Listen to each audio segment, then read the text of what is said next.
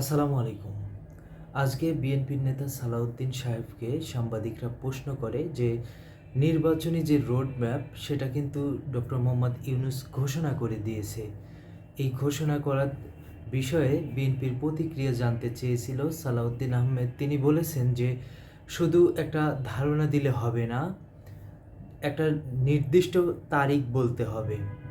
সেই তারিখে যেই তারিখে নির্বাচন হবে এরকম একটা নির্দিষ্ট তারিখ বলতে হবে, তাহলে নাকি উনি খুব খুশি হবে। তো মিস্টার সালাউদ্দিন আহমেদের কাছে আমার প্রশ্ন, যদিও ডক্টর মোহাম্মদ ইউনূস বলেছে যে কমিশনগুলো যখন রিপোর্ট জমা দিবে তারা কি চায় এই তথ্যগুলো নিয়ে রাজনৈতিক দলগুলোর সাথে বসবে, যে 6টা কমিশন তৈরি করেছে তাদের প্রধান থাকবে এবং সাথে হচ্ছে সভাপতি হিসাবে থাকবে ডক্টর মোহাম্মদ ইউনূস, এবং সকল রাজনৈতিক দলের সাথে আলোচনা করে কবে নির্বাচন করা যায় এবং কি কি সংস্কার করা যায় এই বিষয়গুলো নিয়ে তারা আলোচনা করবে। তারপরে একটা নির্দিষ্ট তারিখ তৈরি হবে যেই দিনে এই যে নির্বাচন, সেই নির্বাচনটা অনুষ্ঠিত হবে। এটা ডক্টর মোহাম্মদ ইউনূস বলার পরেও বিএনপির এই নেতার মাথার ভিতরে ঢুকেনি, তাকে নির্দিষ্ট একটা তারিখ বলে দিতে হবে। আচ্ছা মিস্টার সালাউদ্দিন আহমেদ, আপনি কোন ধরনের তারিখ চান? ডক্টর মোহাম্মদ ইউনূস বলল যে 2026 সালের 30শে জুলাই জাতীয় সংসদ নির্বাচন। আপনি মেনে নেবেন? বলেন। তখন বলবেন না এটা যে রাজনৈতিক দলের সাথে না বসেই আপনি তারিখ ঘোষণা করে দিলেন, আমরা এটা মানি না। আপনার মাথার ভিতরে এতটুকু মগজ নাই? নাকি ইন্ডিয়াতে যায় পাগলের ওষুধ আপনাকে খাওয়াইছে? আপনি নিজেই বলছেন না পাগলাগারোতে আপনাকে একদিন রাখছে, পাগলের ওষুধ খাওয়াইছে, তো মাথামতি ওইখানে সব গেছে, পাগল হয়ে গেছেন। কি সমস্যা রে ভাই আপনাদের? বুঝি না। এখন পর্যন্ত নিজের দলের সমস্যা সমাধান করতে পারছেন? আপনার দলের পুরো বাংলাদেশে ইউনিয়ন পর্যায়ে আপনাদের সংগঠন রয়েছে, সেই সংগঠনগুলোতে আপনারা এই 5 তারিখের পর থেকে এখন পর্যন্ত জেলায় উপজেলা আপনারা গেছেন, যায় সব গ্রুপের সাথে বসছেন। আপনাদের দলের মধ্যে বিভিন্ন গ্রুপিং আছে না, 3টা 4টা গ্রুপিং আছে না, সেই গ্রুপগুলোর সাথে বসছেন, একসাথে কাজ করার কথা বলছেন, সেই দ্বন্দ্বগুলো মিটাইছেন।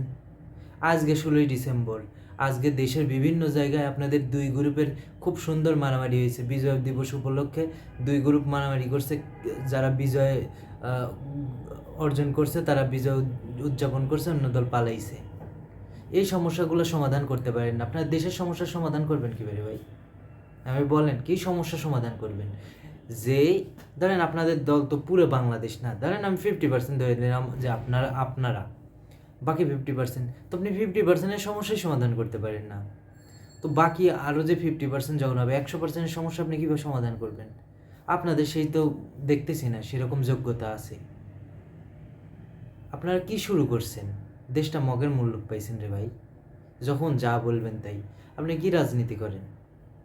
জনগণের আকাঙ্ক্ষা নিয়ে তো রাজনীতি করেন নাকি? আপনাদের নেতা কি বলতেছে, তারেক রহমান কি বলতেছে, আর আপনারা কি করতেছেন?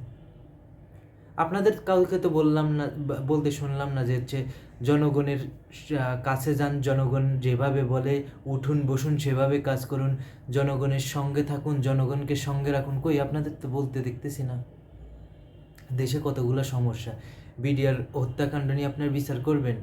এখন এই যে জওয়ানদের এখনও জামিন দিচ্ছেন, আপনারা কোনো কথা বলছেন? সাগরণীর বিচারের বিষয়ে কোনো কথা বলছেন? শাপলা চত্বরের হত্যাকাণ্ড নিয়ে কোনো কথা বলছেন? খালি নির্বাচন নির্বাচন নির্বাচন নিয়ে পড়ে আছেন। নির্বাচন হলে তারপর কি করবেন? কি করবেন রে ভাই? আমি বুঝি না আপনারা কি রাজনীতি করেন।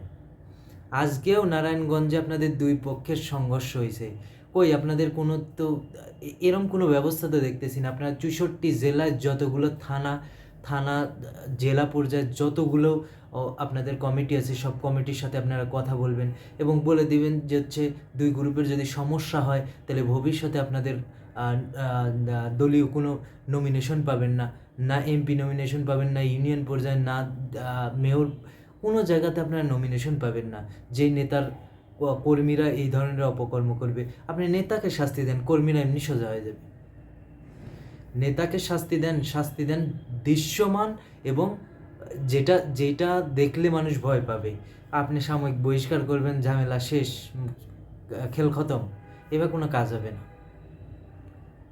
রাজনীতি রাজনীতি করতেছেন ভাই মানুষের জন্য, মানুষ কি চায় এটাই যদি না বুঝেন তাহলে কেমনে হবে?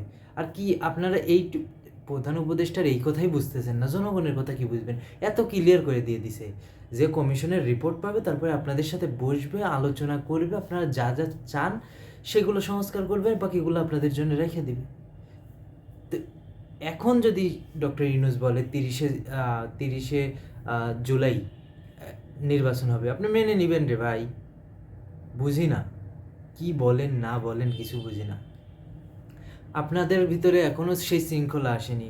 মির্জা ফখরুল ইসলাম আলমগীর একজন মুরব্বী মানুষ, সে হচ্ছে স্মৃতিসৌধে গেছে, আপনার নেতা কর্মী এমন শুরু করে দিয়েছেন, তার জন্য একটু রাস্তা পর্যন্ত রাখেননি, এমন ঘিরে নিয়েছেন যে তিনি অসুস্থ হয়ে গেছে। এই শৃঙ্খলা নিয়ে আসেন। ছাত্রদলের, যুব দলের, শ্রমিক দলের সব জায়গাতে শৃঙ্খলা নিয়ে আসেন। এখন পর্যন্ত শৃঙ্খলা নিয়ে আসতে পারেননি। আপনাদের দলের লোকজন যে বিভিন্ন জায়গা দখল করছে আপনারা জানেন না? এস আলমের ব্যবসাকে কে দেখতেছে জানেন না? আপনি তো চিটাগাংয়ের লোক, কে দেখতেছে ভাই? ভাই রে ভাই, এত উতলা হয়ে যায়েন না। রাজনীতি করেন নাকি মানুষের জন্য? মানুষের জন্য কিছু কাজ করেন। আপনার দলের লোকজন যা শুরু করছে সেখান থেকে মানুষকে একটু রক্ষা করেন, দলের ভিতর শৃঙ্খলা ফিরে নিয়ে আসেন। তারেক রহমান বলে যাচ্ছে সে দেশের বাইরে আছে, আপনারা দেশে থেকে কি করতেছেন? আপনাদের কাউকে আমি দেখলাম না যে কোনো কোনো একটা জেলায় যাইতে, এবং জেলায় যেসব জেলায় সমস্যা হচ্ছে সেই সব জেলায় যায় বসবেন, দুই দুই তিন চার গ্রুপ যা আছে তাদের সাথে বসবেন, সমস্যার সমাধান করবেন, রাজনীতি কী আসে তাদেরকে বুঝাবেন। রাজনীতি মানে লুটপাট না, রাজনীতি মানে দখলবাজি না, এগুলোর তো কোনো খোঁজ খবর নেই। খুবই খারাপ অবস্থা ভাই। এগুলা এগুলা চাই না ভাই, এগুলা চাই না।